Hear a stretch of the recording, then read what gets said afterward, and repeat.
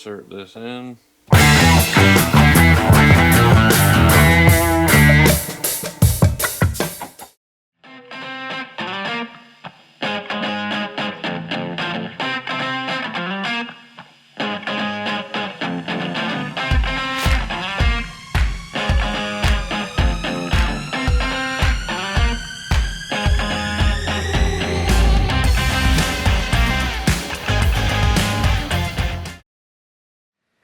What's up, Internet peoples? Matt from Southern Motorworks here. Welcome back to the channel. We're back out here this week for the second week in a row with our son's first car project here, a 1980 E12 BMW 528i. Now, you will have seen last week we were working on the fuel system because we tried to hook up a temporary fuel system setup for it to where we could putter it around the yard and up and down the road maybe a couple times. After we got all the brakes, well, we got the front of the brakes working pretty decent. We verified that the transmission worked and everything. We puttered it up to the garage, just running it off of a 1 gallon spray jug of 2-cycle gas, spraying it directly into the throttle body. That worked. But then when we tried to hook up our temporary fuel system over here, we cannot maintain pressure in the fuel rail once we try to pressurize the fuel rail with the new fuel pump that we got. We know the fuel pump is working properly because when we hook it directly into the fuel pressure regulator, it runs a solid loop of 40 psi without fail.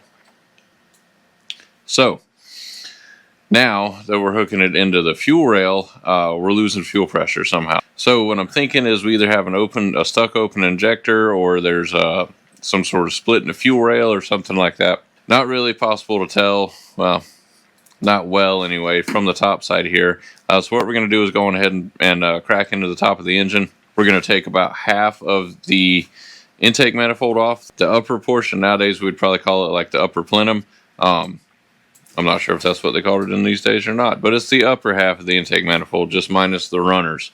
So it's got the throttle body attached to it and all that stuff like that. We're just going to try to take all that off in one unit. Then we should be able to access the fuel rail that's underneath with all the individual injectors. We can pop that off there, really dig into it and see why we're losing pressure on the fuel rail. So there's a few different things it could be. There's a lot of stuff intertwined in this fuel rail and this Bosch Jetronic system and everything here. So we're going to try to crack into it, see what we can figure out, see if we can get the old girl running and driving in this video. I'm dying to get this thing up and down the road. So let's get after it. So this is where we're at here. As you can see, there is a bunch of different stuff attached to this thing. We've got the throttle body. We're going to try to leave all this intact. Probably just take the throttle cable out, toss it off to the side over there. Try to leave as much of this stuff intact as we can so that we can just remove it in one unit, put it back in one unit. You know what I'm saying?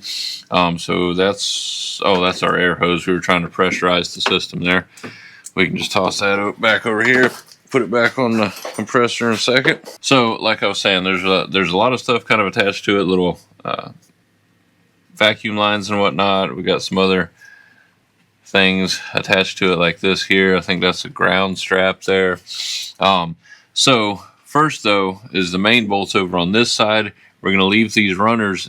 Let me get on the other side so I can show you better. So we're going to try to leave these runners intact on here. I think we can get the fuel system up out of there, the fuel rail and all that up out of there without removing them. If we need to, we can take them off the intake manifold down there, but we're going to try to leave that stuff intact. So let's get this stuff soaked down with some PB blaster so we can get ready to pull the throttle body that way. While he's taking these other small bolts off, I'll start getting into some of the other stuff over there that's attached to it. We've got a couple other hoses here that we got to try to undo. Yeah, a little bit of stuff. So let's start breaking stuff apart. Well, hopefully not breaking anything, but let's start disassembling stuff and see where we can get. Gotta find what size it is. Probably like a 12 mil, something like that.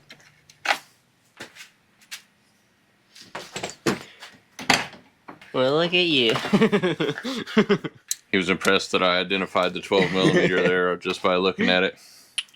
When you turn enough wrenches, son, you know, you'll get there too, bud. Don't worry. See if I can get it without it. Well, just spray some stuff on there because we don't want to break anything. The last thing you want to do is break one of them there You haven't? You got the PB blaster over there? I'm trying to find it. I don't see it.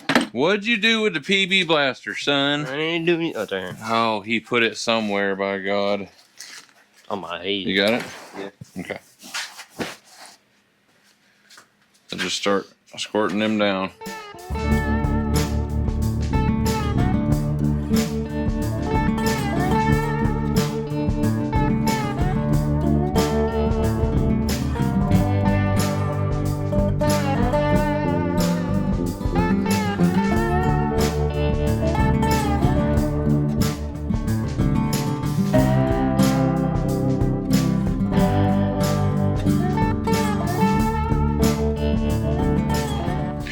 So we're trying to be real careful with this piece here. It's like a formed rubber piece.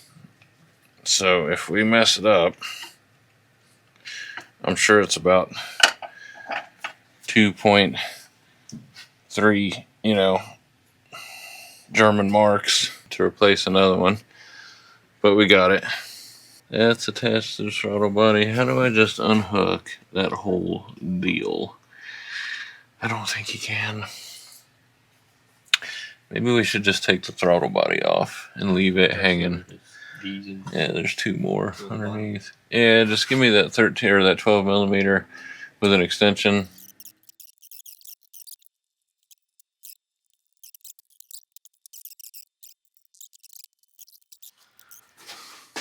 That short of an extension is not doing me any favors. The biggest one I got. The only one I got. Well, that's because you're just starting out, man. I started out with a kit just like that. I think mine was a Cobalt. Yeah, I'm pretty sure mine was a Cobalt brand. Mom and Henry picked that one up for me. Got tools for days, man. The most you can't find. No. Untrue. Lies. Fake news. Okay, what's holding you down there now? Alright, so we're fighting a couple things. There's some hoses attached to the underneath of the throttle body that there's no way I'm getting off right now. So what we're going to do is try to take all the bolts off this side of the intake and see if we can get a little bit of wiggle room in there.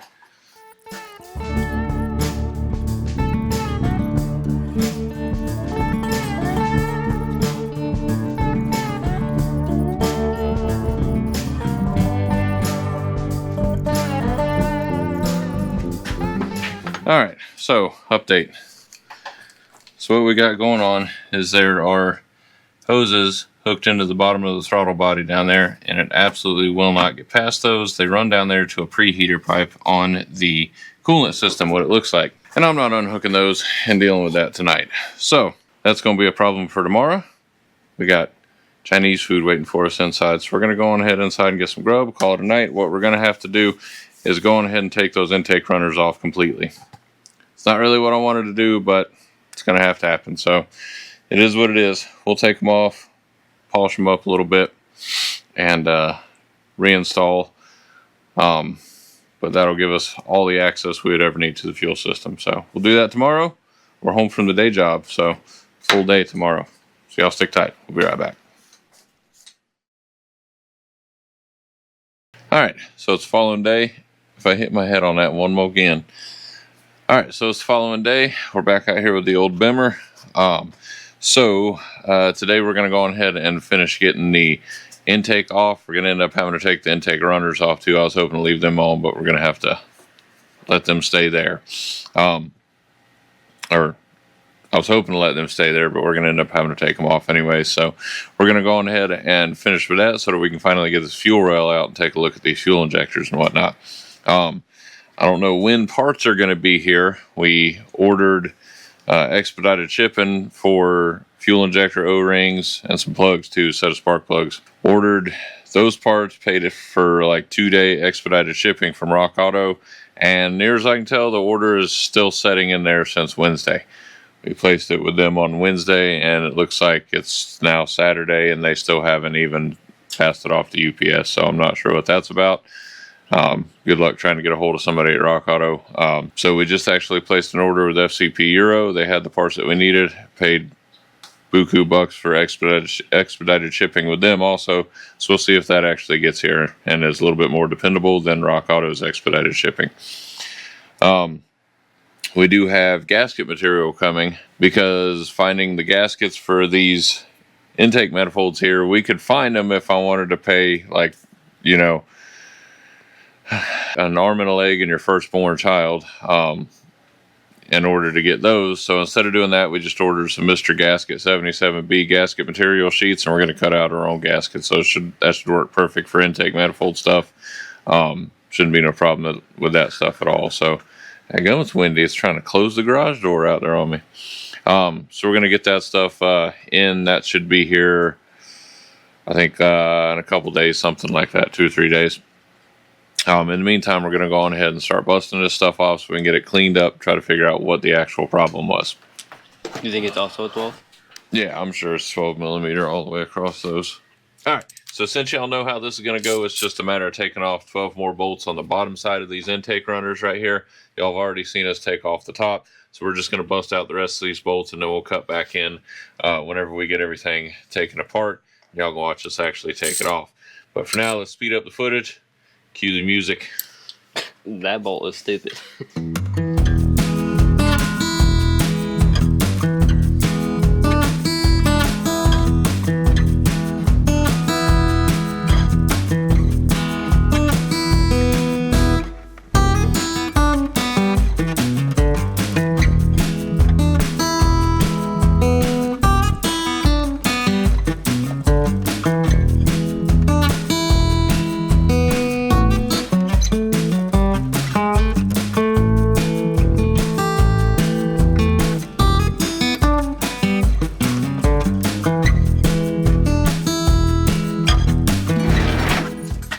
Alright, so we've got all those bolts off, so we should be able to just start taking the intake runners off. For some reason, I thought it was all one thing. Just like that. I thought it was just all one piece. Yeah. We need to try to keep these in order. I don't know if they're unique to each one, but we need to try to keep them in order. So, I was about to say, just clear off the bench, and then we can just put them from left to right. alright, so let me see. I want to try to pull these off in order here. And with them facing the right direction. The one with the little cutout on it and the rest around, that goes towards the bottom. Put the next one to the right. Oh, and then I have a gasket. Just hang those gaskets on there. Leave them on there for now. Oh, and then I even have one. It's probably stuck to the block. Or...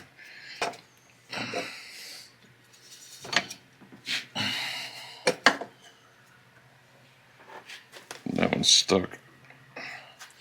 Stuck on the intake runner, which is probably going to be the case with some of them. Yeah, bolts are not the best.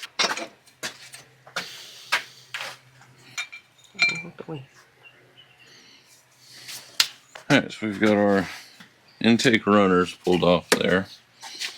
So now let's see if we can detach the whole upper intake here. What all that's going to take. There it is. What do we got? 2. We can probably get the... yeah, okay. Now we can probably leave the throttle body on there. Or attached to the car, I should say. Hand me that 12 mil, the wrench. Hey, there we go. Upper intake off. Finally. The fuel lines on this fuel rail are so crusty. Alright, so we took the intake off, checked it out. We do have a little bit of looks like PCV oil coming through there. I would imagine it's coming from a PCV valve of some sort like that, but we'll worry about that at another date. So we were looking at the cold start valve on it on the top of the intake manifold where this fuel line right here goes.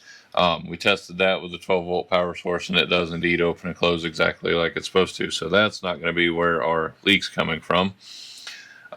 So I think what we need to do now is go ahead and move forward with trying to get the fuel injectors out of here and the fuel rail. Yeah. So first we got to unplug all the connections. We got to be real easy with these because we don't want to damage them in any way. So we've got some of the injectors, the plugs, are just like this, and they just come right off. So that's fine. It's not ideal, but it'll be fine for today. So right now we're just trying to get the little metal clips off of these so that we can remove them without damaging anything, hopefully.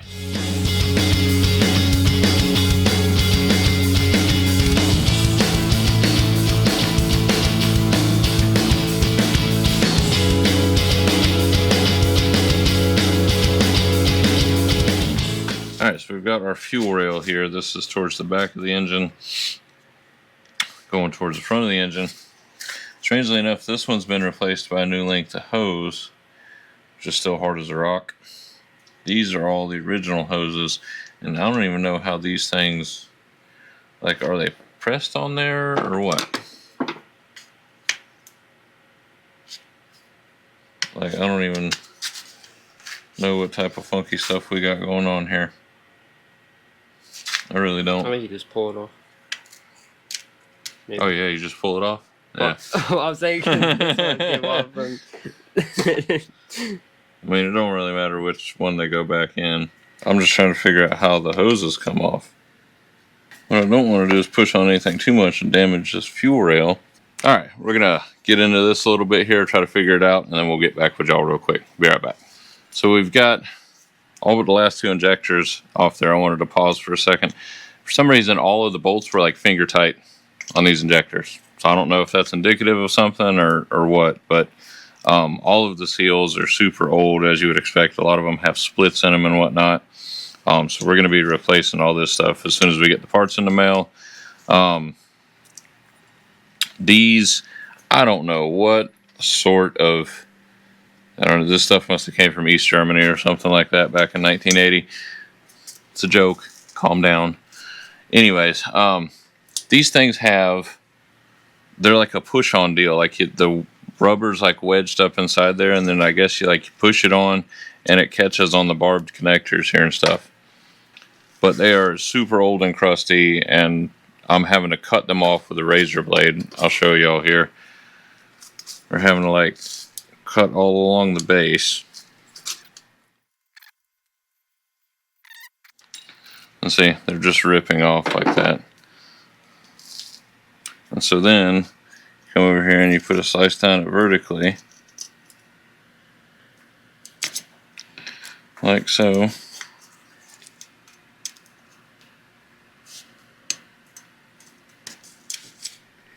And then it all comes out, and then this piece just comes off.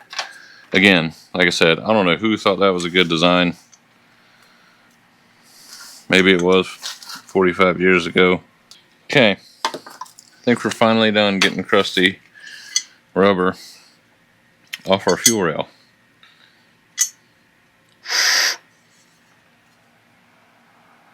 It's like a, yeah. Oh, wrong way, my bad, hold on. Oh, smells like horrible old gas. I don't think there's any holes in anything in here because we would have seen it. But we can test all that once we get the injectors back in there before we put it back in the vehicle. Alright, so now we're going to get all the old rubber off those injectors, and we can go ahead. I have a an injector tester thing that just runs off of a 12-volt battery source. We can go on ahead and start connecting it to that, make sure all these things are functioning and that none of them are actually stuck open. Alright, so you want to hand me another one of the injectors from over there? So we finally managed to get all the rubber off of the injectors. That's what all this is right here. You can see it's just so dried out. And then got to sweep up out here, and then show me, give me one of them little metal pieces so I can show them what that is. These hoses are absolutely, I don't know who thought this was a good idea, but so these hoses have like this little metal piece on it like this. Okay, this is how it comes. I've never used these type before. The only thing that I can assume, you got that injector? We did the first and the second one. I need the third one. Goes on here like this, and then whilst you shove it on there, it expands the rubber inside this little metal cap and locks it into place. Well, that's a great application for the initial installation, and then no other time after that. So these are definitely going to be getting replaced with regular hoses and hose clamps like we did on the Swedish Gentleman, because this is the same system. So I don't know if that means that the one on the 164 has been replaced before, because it had hose clamps on it whenever we got to it. So we just put new hose and new hose clamps on it whenever we redid that Jetronic system. But this will definitely be getting the same treatment. We're going to use small lengths of hose with regular fuel injector, high pressure hose clamps on it, and that'll be good, because we are not using that stupid thing again. So anyways, that being said, we need to test these injectors and see which one's which and which one's got anything wrong with it, or if there's any that's got anything wrong with it. So we have this cheap fuel injection tester here, and how this works, it's got a 2 gator clamps on the other side that goes to the positive and the negative side of the battery. And then you can actually we're doing them one at a time, but you could do 2 injectors at a time here. You got a positive and a ground that goes into the injector here, and then you can change from different modes all the way up to 7, 8. And then you push it, and it sends a pulse through the injector the same as your fuel system would be doing if the vehicle is running or trying to run. And it's different lengths of pulses, and there's ones that are continuous, and there's ones that are long, pulses, and so on and so forth. So what we've been doing is taking our injectors here, and I have this rigged up system that goes into a brake parts cleaner here, because our tester here came with these that attach to a brake parts cleaner spray can, but they don't work with these style injectors for some reason. So I got something rigged up here. Show you all how this works. So we've got the red tube goes into your brake parts cleaner, going into a piece of clear tubing. Then that's going into a piece of, I think that's a 5/16 fuel line, with a couple clamps to hold everything together. So we're putting that over the inlet side of the fuel injector. And then we're simply taking our hose clamp and tightening them down around it so that we can send pressurized brake parts cleaner through these injectors, whilst we use our tester here to pulse them, which is going to open and close it, same as it would get a signal from the vehicle itself. I'll show you all here in just 1 second. Oh, we should probably have safety glasses on. Yeah, hold on.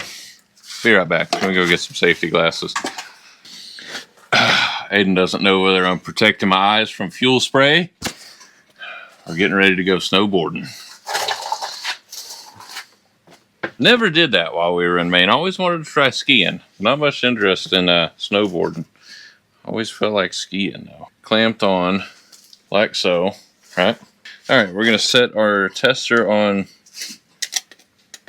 Oh yeah, I gotta actually hook it up to the injector first. So you have these on different settings here. Like I said, we're on setting 1 right now. So if you listen close, let me get it up to my mic. Hear it click. So if we set it on 4, that's continuous. You ready? Y'all hear that? Then you can shut it off. That's what it would sound like under like full throttle, getting after it in the car. So we're going to use that setting with our spray bottle here. Got our safety glasses on in case anything comes flying off. We don't get sprayed in the face with brake parts cleaner. All right, here we go.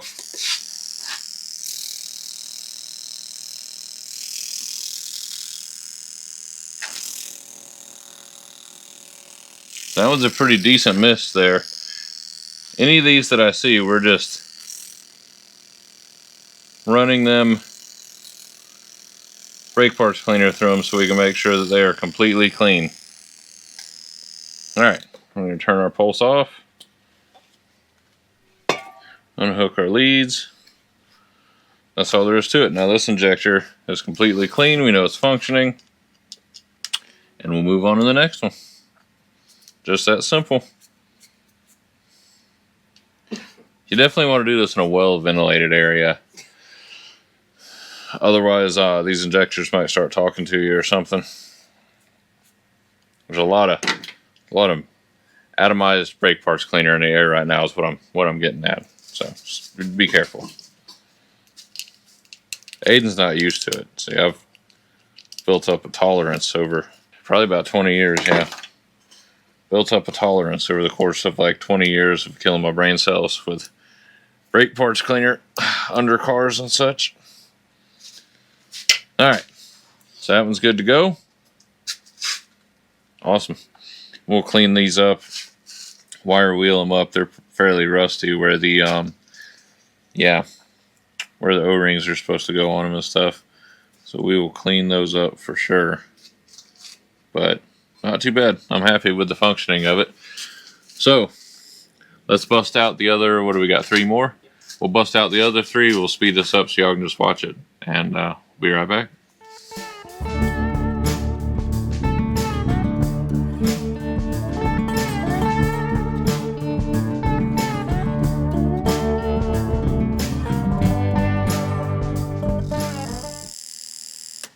Okay, well, that's all of them cleaned. They're all functioning properly now. They're all cleaned. We got good spray patterns from all of them. So I think we can move on. If it was an open ejector, it ain't gonna be open no more. So all of these should be closed while they're at rest, right?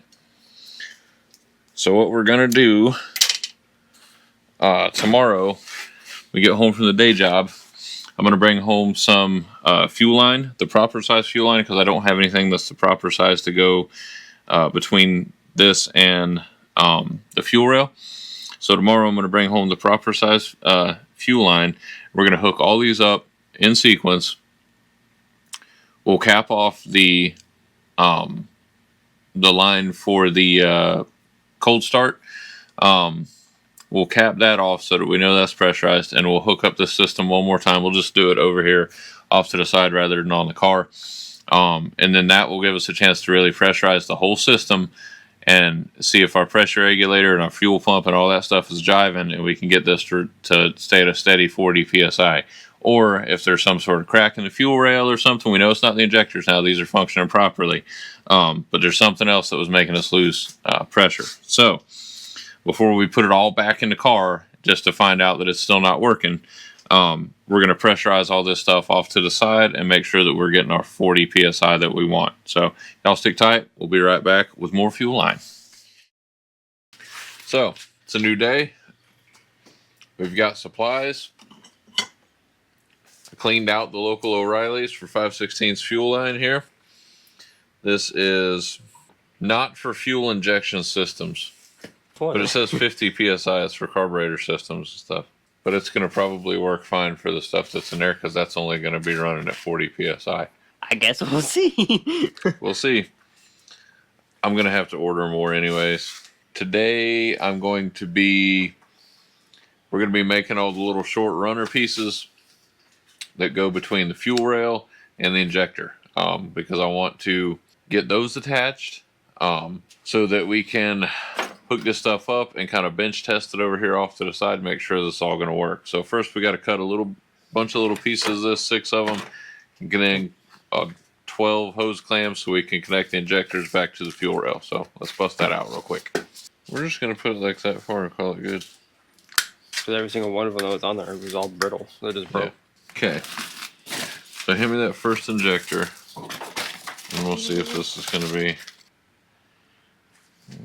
That needs to go like that.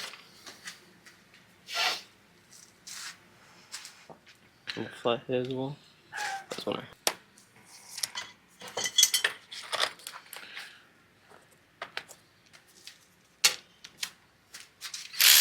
Nope.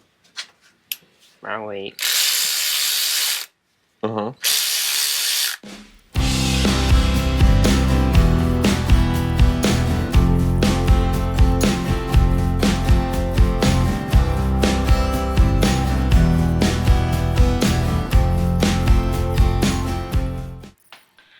Okay, so we've got our setup there, all 6 injectors. So now we're going to make a little cap for the cold start valve here, and then we can hook in the fuel pump to this end, the fuel pressure regulator to this end, complete the loop, and finally try this again. Okay, We got our cap there. Hopefully that holds. Now, let's go on ahead and move over there. And we can hook up our fuel system back to this and see if this is going to work. Alright, so we've got our gas can here. Coming out of the gas can is a feed line going to our fuel pump that y'all can't see over here because it's under the hood. Feed line from the fuel pump going around into the fuel rail right here.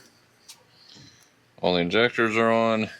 We've got our cold start valve plugged, fuel pressure regulator on there with the return line coming out of it, going down and back into our fuel, or into our gas can here. And we also have our gauge so we can read our fuel pressure here, hooked up to the return line like it's supposed to be. So what we're going to do now is we're just going to set this down because I don't want to be in the direct line of fire in case anything busts out and starts spraying. Safety goggles on. Alright, so we're looking to be up here, from here to up here by the 40. Alright, ready?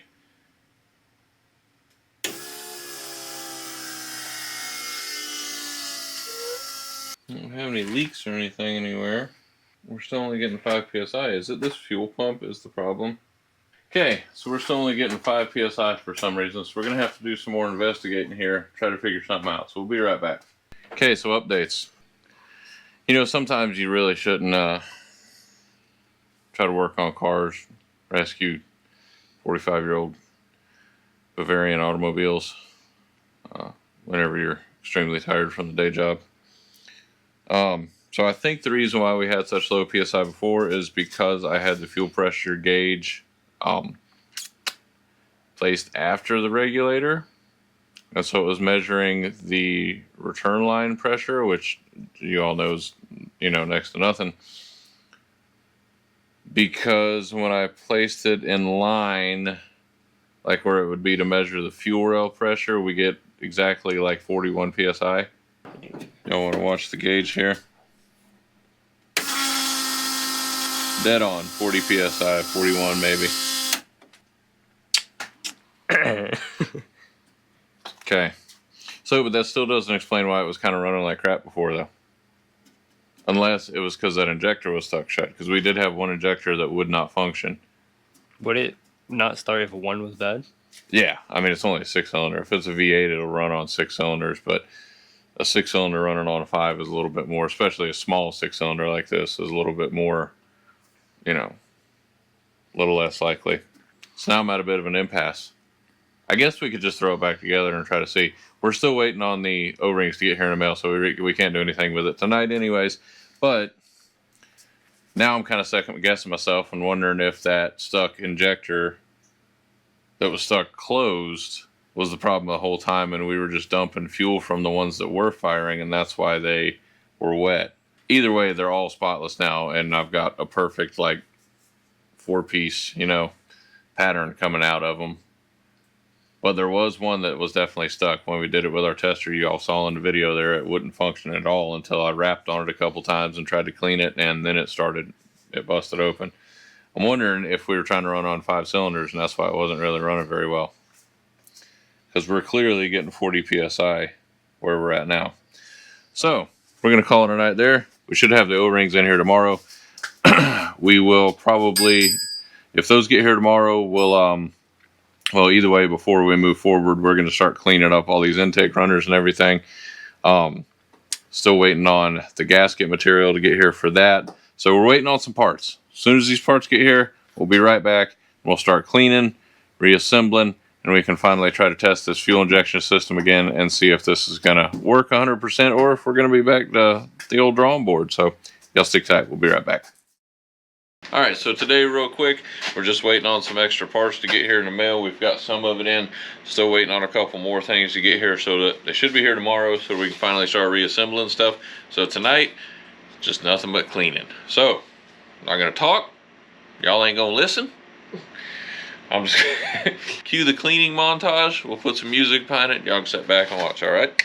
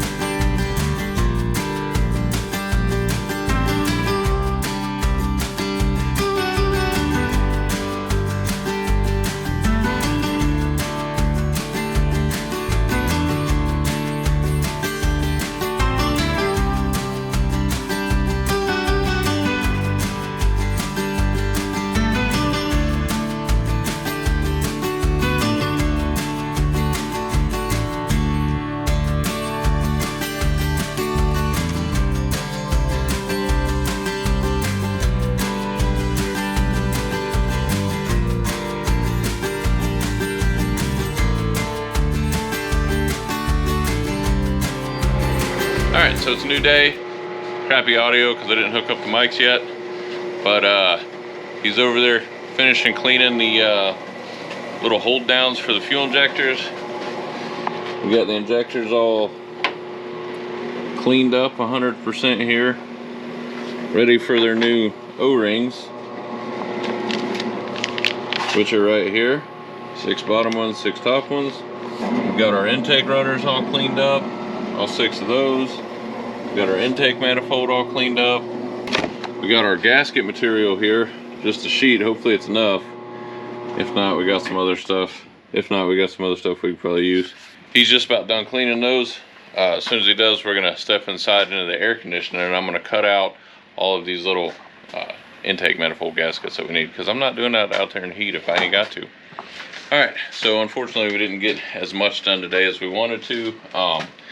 We ended up waiting until it was like, what, 3:30 in the afternoon before we got the parts in the mail. We were hoping to get them in the earlier in the afternoon, or like in the late morning like it usually comes, but that just didn't happen. So we didn't get as much done today as I wanted to, but it is what it is, you know.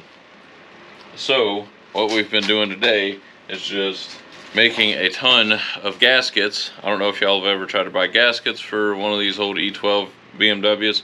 It's stupid. The prices for them is stupid. So we ordered a sheet of intake manifold gasket material from Mr. Gasket, and I cut out throttle body gasket and 12 gaskets rather for the intake runners and the intake itself, obviously, because we needed the gasket to go from the adapter on the cylinder head, and we needed the other end of the runner where it mates to the intake manifold. So anyways, but that's all done. We got those all cut out. We have cleaned all the injectors. We've cleaned the outside of the injectors, disassembled all of the little hold downs for the injectors, wire wheeled all of those, wire wheeled all the snap rings that hold the large O-ring on the injectors. So everything is almost ready for reassembly. What we're going to do tonight for the last thing, because we're almost out of time for the day, so what we're going to do for the night is just go ahead and get our large O-rings installed on our injectors, so that tomorrow when we get home from the day job, it's just all reassembly, putting it back together. So yeah, that's how this is going to work. If you're putting these in, just know that there is a beveled end like that. The beveled side goes into the hold down on the injector, so it's going to go on your injector. It's going to go hold down first, then your O-ring. Oh, you know what, we should probably lube these a little bit first.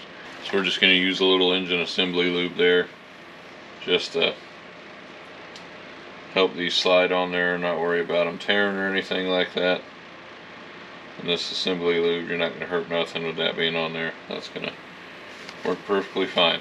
So anyway, so it's going to go hold down first on your injector, then the beveled end pointing towards that, towards the fuel rail. Now they're going to be a tight fit. You might still have to kind of work them around a little bit, but you want them to be a tight fit. And then your snap ring is going to go over the top of that. Alright, and you'll hear it snap into place. You can get it started around the big portion here, and then once you get it on there, you can just kind of use your pliers or a flat blade screwdriver or anything to just kind of push them down on there. And once it snaps into place, then you're all set. So this is what you're looking for here. See that beveled side we were talking about slides right into your hold down, and then this is going to bolt down onto the intake manifold and really sandwich that O-ring, and the one that we're going to put on here is going to sandwich it in the top of the intake manifold there and seal it up real good. The small ones we're not going to put on tonight because this is going to be setting out overnight, so we're going to leave the small ones off until tomorrow. We'll put those on whenever we go ahead to start finally putting it on the engine. So this is just something, it's a step we can do tonight and let it set, and this will save us some time tomorrow when we get home.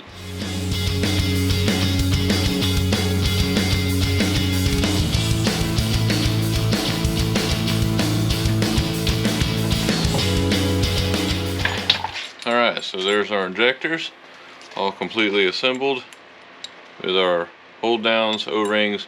We just got to put the small O-ring over here on the tip. We're going to leave those off until tomorrow, so we don't want them getting dust and stuff like that on them while they're sitting here tonight. We're gonna leave these set, and tomorrow we'll be back after the day job. Keep rocking and rolling all assembly after this point now.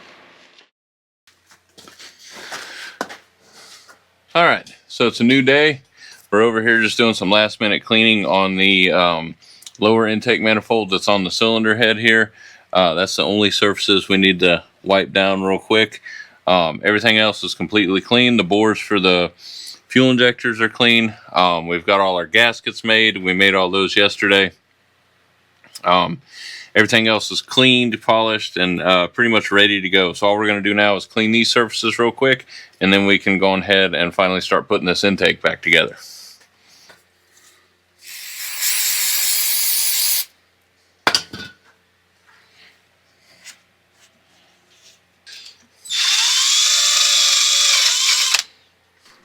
See if y'all can see this here. So we got the top of one valve there. And the next one, got the top of another valve. It's pretty darn clean inside this intake though, to be honest. Another valve. Not too awful bad in there. Okay. Top of another valve.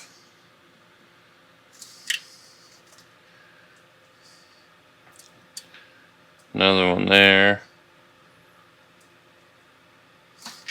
And finally, if I can get the camera situated right here. Yeah, we got another one there. Not too shabby in there though, to be honest. Right on. That was a little imperfection in the intake there. I was like, what in the world is that? Yeah. Not too shabby. Alright, so we got these are all ready to go over here. Get our stuff out of the way. Now we got to put our fuel rail and injectors back in first. So, We need those little tiny. yep, you want to grab me the little smallest rubber pieces, Aiden? We've got all of our hold downs on. We showed you all this last night.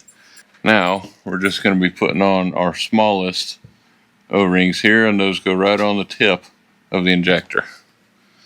And from the looks of it, they're the same front and back, top and bottom, whatever you want to call it. So we're going to slide these onto there. Alright, now again, same as yesterday, we're just going to be using a little bit of the old engine lube here, just to get a little something on these O-rings here so they're not going into these bores completely dry, because we don't want anything snagging up and possibly getting damaged. Just a little tiny amount is all you need. You don't need to slather this stuff on there. You can use motor oil if you want to. That works also. Just make sure it's new motor oil and not old used motor oil, because that wouldn't be good to be getting in your injector bores. I just happen to have this stuff sitting off to the side, so I figured, hey, I might as well use it. That ought to be good. Make sure you got it oriented in the right direction here. And you might have to reach over and kind of hold a couple of those injector wires up. Just leave that one there because it's super crusty. You don't want to damage anything. Just kind of start at one end. Now, we got to kind of make sure we keep these hold downs straightened up while we take these bolts down. You want to alternate from side to side on them. Don't just go all in on one of them. It'll go in crooked. And don't, as always, don't give it 47 ugga-duggas.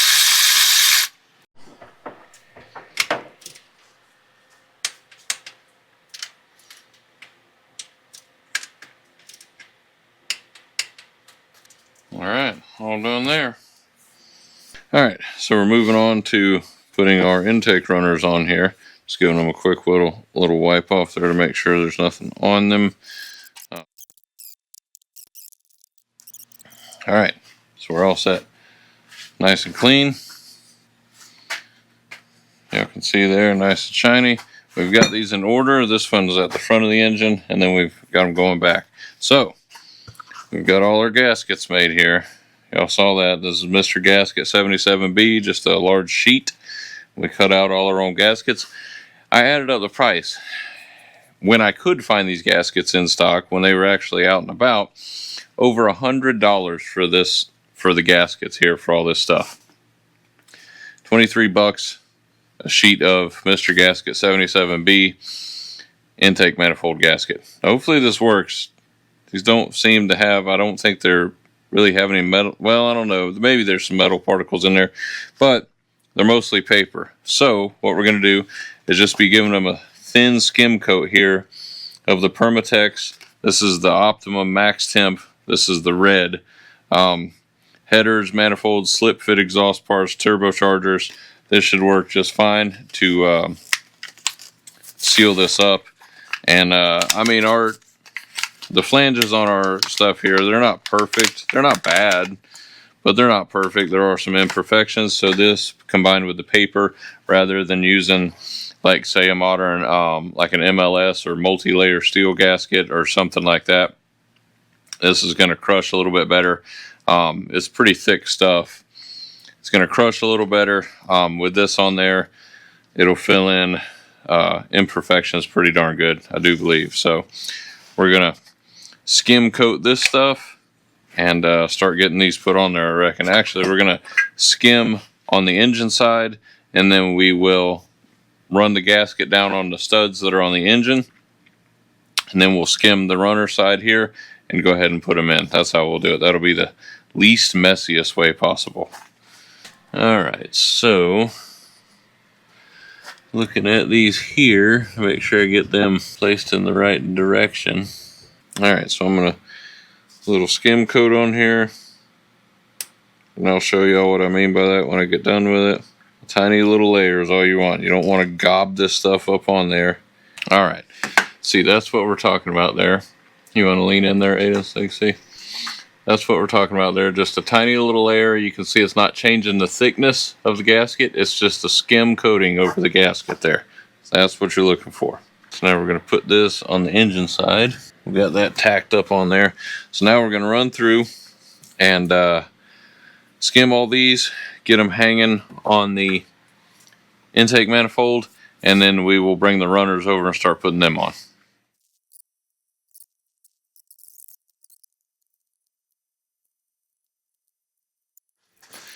Alright, so we got our gaskets on the cylinder head sides. So now we're just going to skim coat these intake runners. There you go, just like that. That's all you're looking for.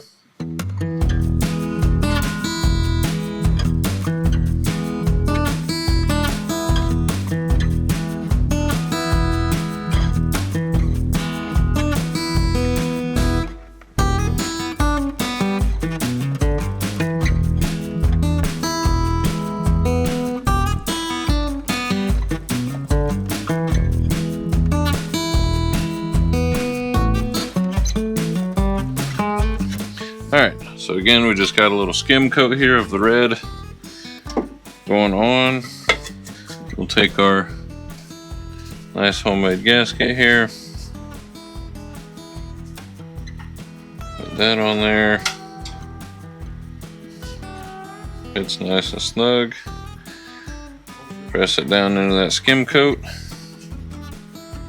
Now we'll put a little skim coat on here. Alright, so we got our nice little skim coat on that. Go ahead and insert this in.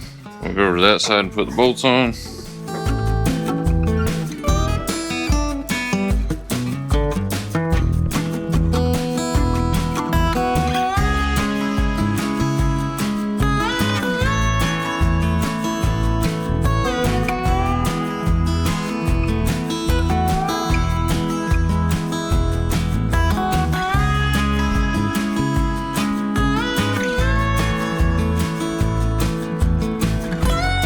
Okay, so there you go. Intake all put back together. Like I said, we'll clean off this excess red stuff with some brake parts cleaner. Ain't worried about it tonight.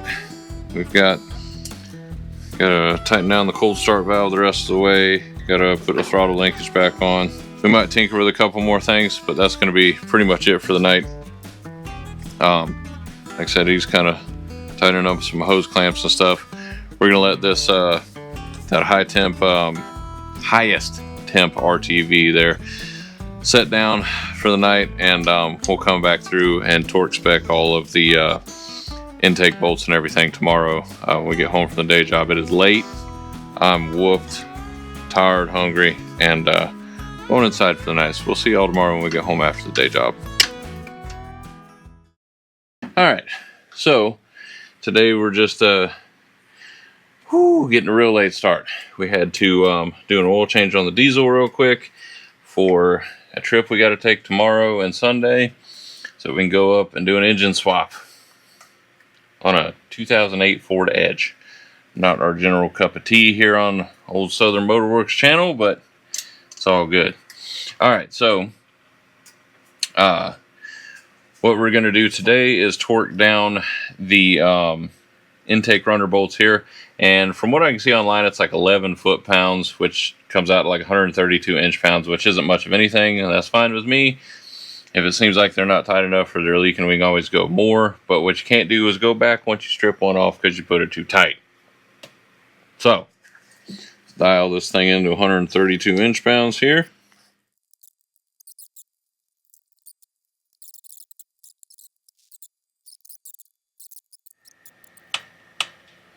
Cool. Dialed. Alright, so I know it wasn't much today, but like I said, that's because we had other stuff going on elsewhere. Had to do an oil change on the old diesel there before we drive it back and forth. Like, decent little road trip for 2 days in a row. Do this engine swap. So, yeah, so that's all we're going to do for tonight. We got all those torqued down. It's all ready to go. All we got to do is put some little accessories back on, and then we're finally able to fire this up and see if it's going to run. Fingers crossed. Y'all stick tight. We'll be right back. Alright, so it's a couple days later. Actually, more than a few days later. We got sidetracked running up to Alabama to try to work on a Ford Edge. Still got to finish that job off. But we're back here, down here in Florida. And we're finally going to go on ahead and start to put the fuel system hooked back up on here. We've got the intake system all put back together. Everything's good to go, torqued down, gasketed, whatnot. So today we're going to be working on putting the fuel pressure regulator back in to see if this thing will finally fire up and idle on its own off that fuel pump and a little gas jug over there. Alright, so like I said, we've got this all hooked back in there. Everything's good to go. We just need to hook the fuel line on here, put our pressure regulator back on here, and we are going to hook the gauge up to the cold start valve here so we can verify our fuel pressure. Alright, so got to kind of get this stuff situated again here. We've had it kind of all over the place. So we've got our little return line there going in. Let's try to pressurize this system here. See what happens. Is that going to come on for me? Okay. Stand back.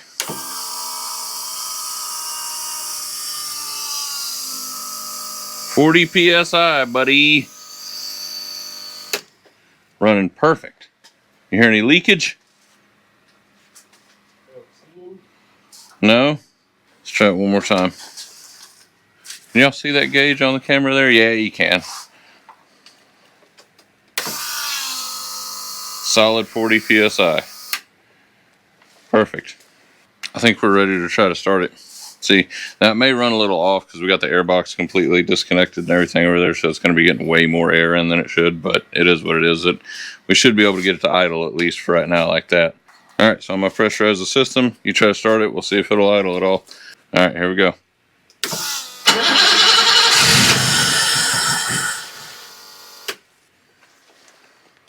Why'd our PSI jump all the way up to 50? I wonder if our return line's too small. Return line might be too small here.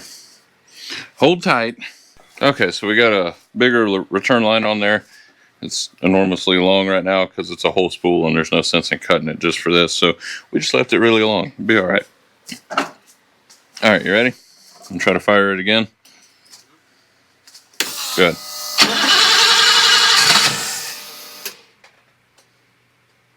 You ready?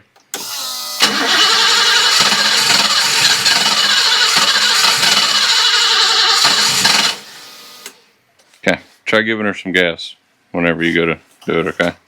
You ready?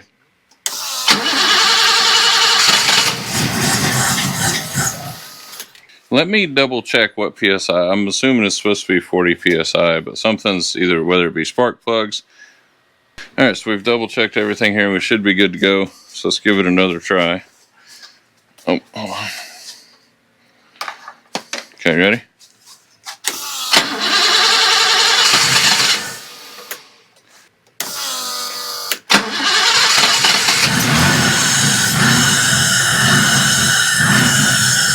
Fuel pump's not even on, that's just what's in the line. Should die out in a minute. You got your foot on the gas? Let go. No, that's idling? That's idling by itself? Yeah, man. Awesome. That's just what fuel's in the line. That's not it. The fuel pump's not even on right now.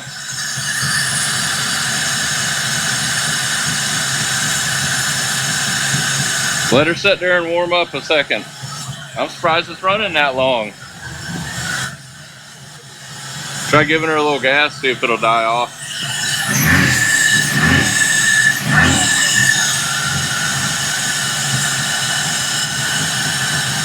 Idle's a little rough, probably because them old spark plugs in there still.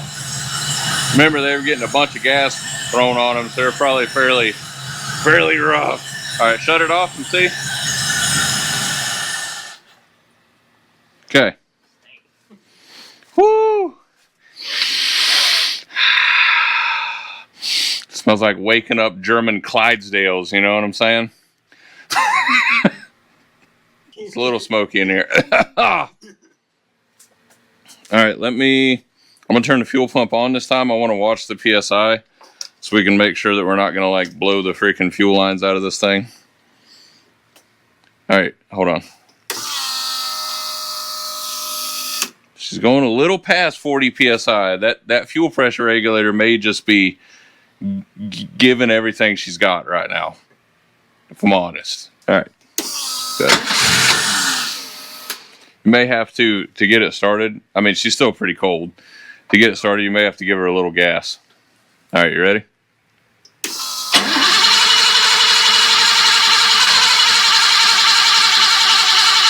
Okay, hold on.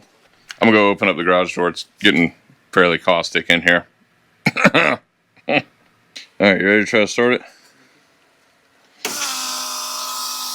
All right, go ahead.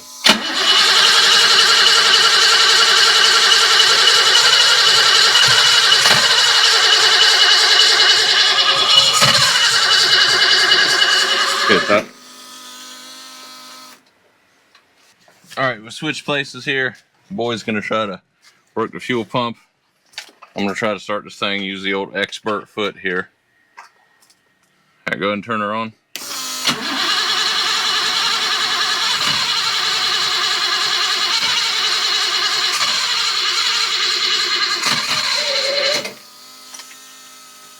Shut it off. When I stop with the engine, just shut the fuel pump off, okay?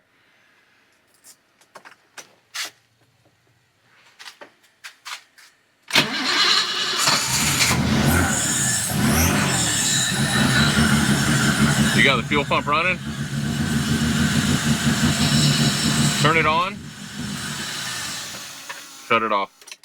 It's off right now, right? Yeah.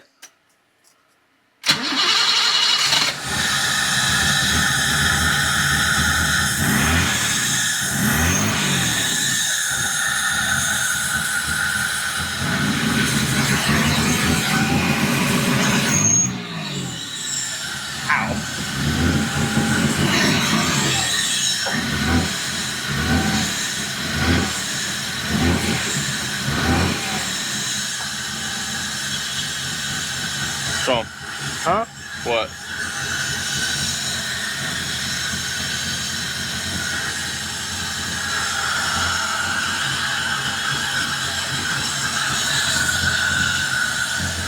There's nothing?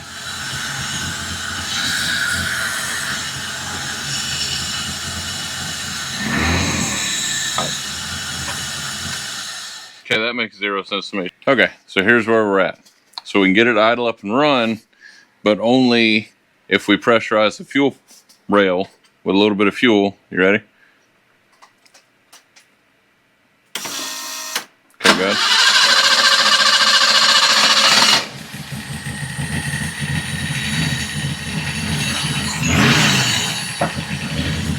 And then it'll run, it'll idle and rev up with the fuel pump off, but as soon as you turn the fuel pump on, it dies. I'm thinking that our old fuel pressure regulator there is giving up the ghost and just can't hang with how much fuel pressure it's getting from this aftermarket pump. We pulled the plug and it's running rich as all get out.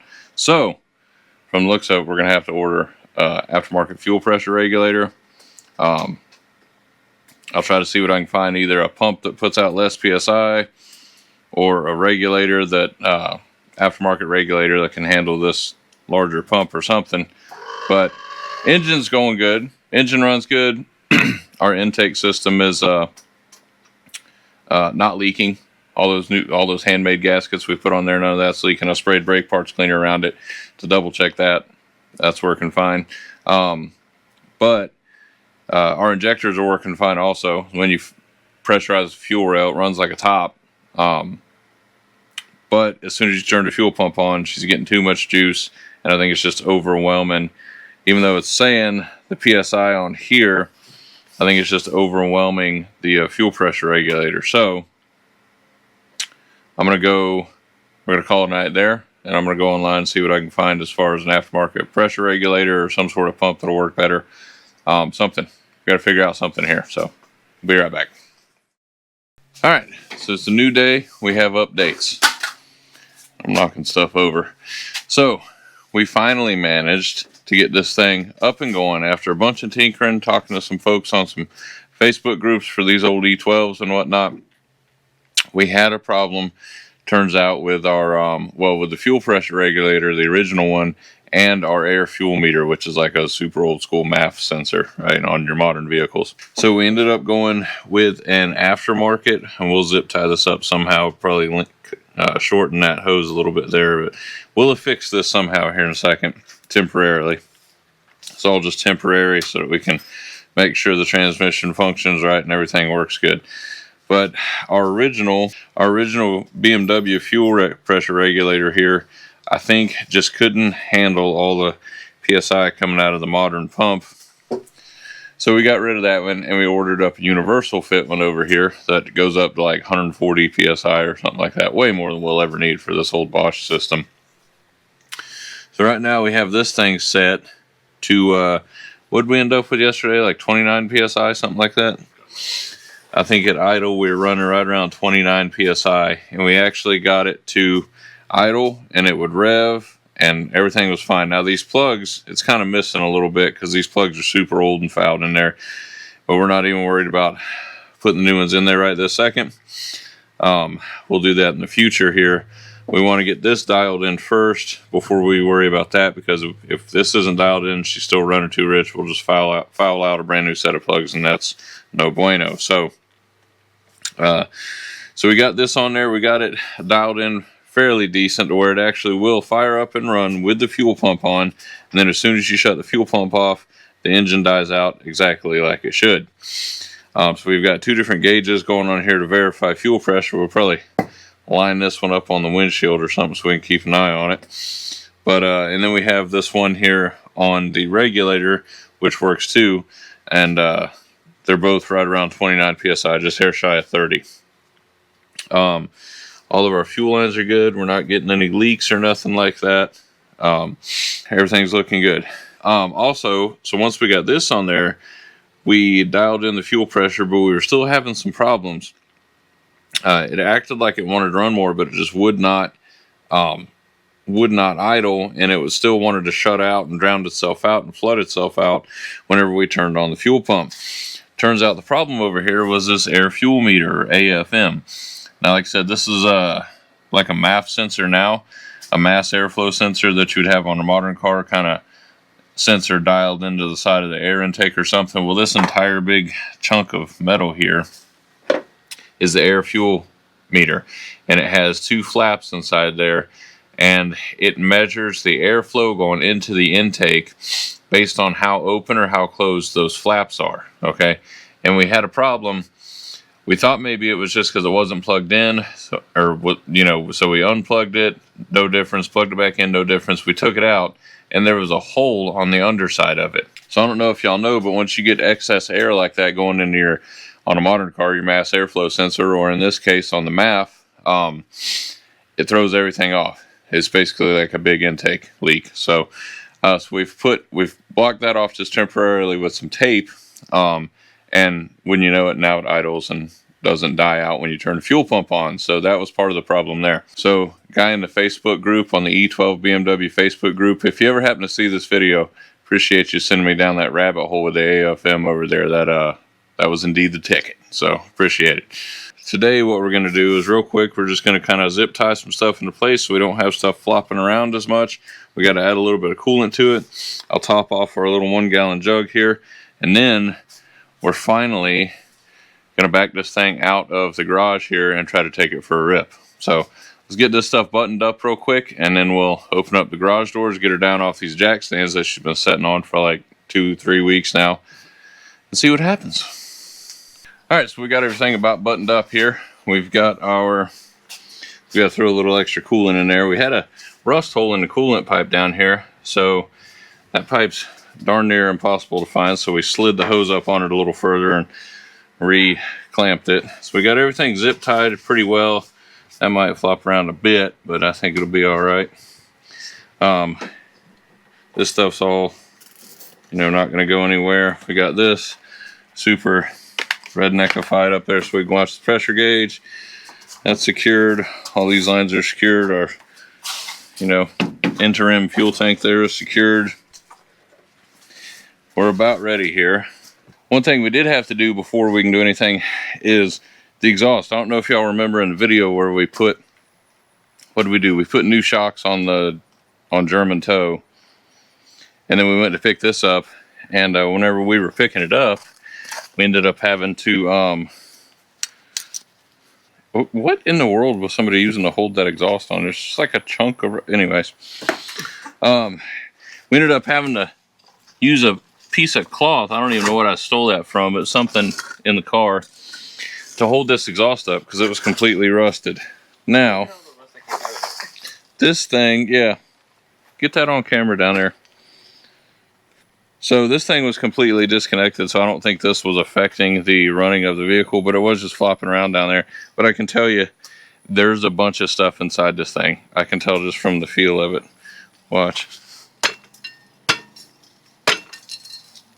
Yeah. This thing has, oh yeah. Oh yeah. That's what they're supposed to do. It makes it more flexible. Okay. So that's out of the way. So she's essentially axle dumped at this point. Right back there. Right. But that's just, we're only going to leave it like that for today. We're eventually it's going to get a full exhaust system. I don't like axle dumping cars and just having chopped up exhausts on them and whatnot. It's not cool. Sounds like crap. So we'll put a full exhaust on it. I don't know what type of muffler we'll go with yet, but we'll weld up something nice, get a nice exhaust on it. So that'll be in a future video. Right now we're going to go on ahead and get it off the jack stands that it's been on the front, and we should be just about good to back this thing out. Alright, so I got her down, had to put a little wind in a couple of the tires, but I think we're good to go to finally try to start this thing. I'm going to kick the fuel pump on. Goodness, this thing's low now. Alright, try to fire her up and see.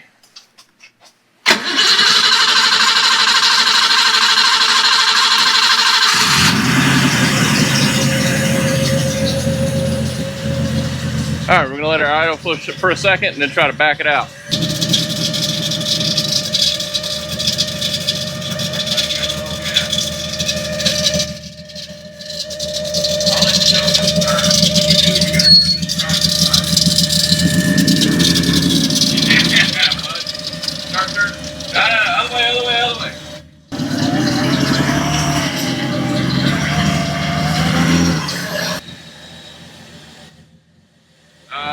the other way now as sharp as you can. There is a sound coming from something back here.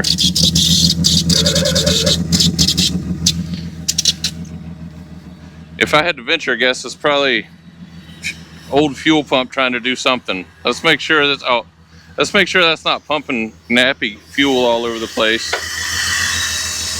I don't see nothing. She's running pretty good, bud. It's at like 29 psi, something like that. Yeah, that's perfect. Perfect.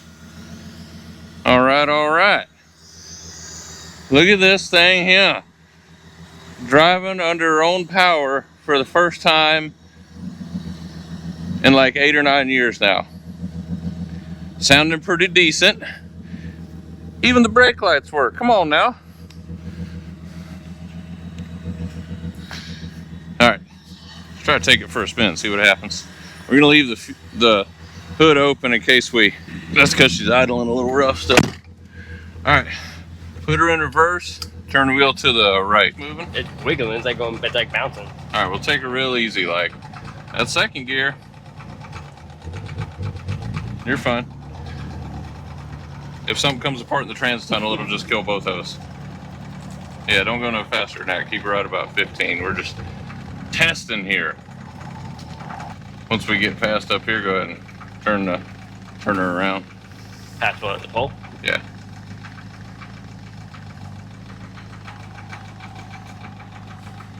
All right, easy there, killer. I'm slowing down.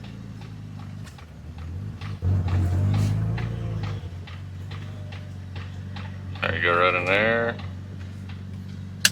Remember, we got that misfire still, so she's running a little. I don't think she's running perfect on all 6 right now.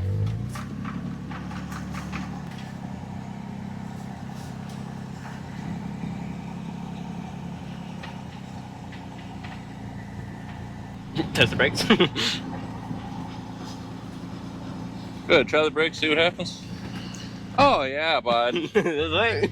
We got them things about dialed. Hayden, what do you think so far? I like it. Pull her in the far side over here so we can circle around. Shut her off for a second. We'll try the restart. See how that's gonna do. Where's the door hit? Oh, there it is. you have to put your hand through it and then. All right, we're gonna double check everything. We might take her for another rip up and down the road. Kind of want to drive it myself, see what she feels like. You know what I mean? But I wanted to let the boy drive it first. It's his car, so you know. But yeah, let's double check everything. Make sure we don't have any issues. Might top off our little 1 gallon gas can there real quick. And I got a cat chasing a butterfly across the yard. And yeah, then we'll go from there. Be right back.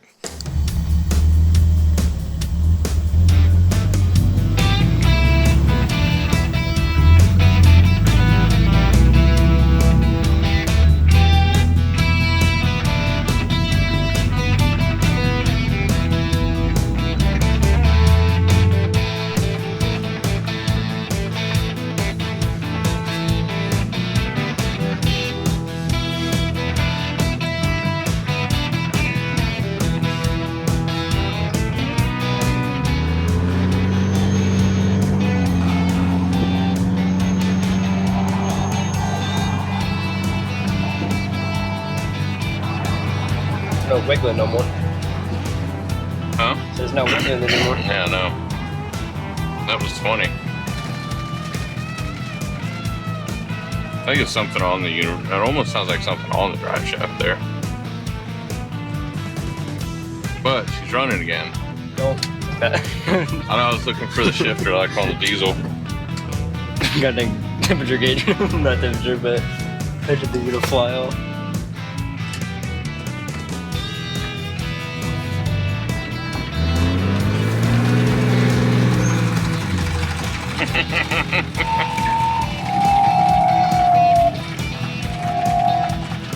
And a UFO landing. I think there's something back there trying to pump or something like that. Wow. She's a little rough. But one step at a time, we're getting her going, you know what I'm saying? We know the transmission's working good. Transmission ain't slipping or nothing. Coolant temperature sensor started working too.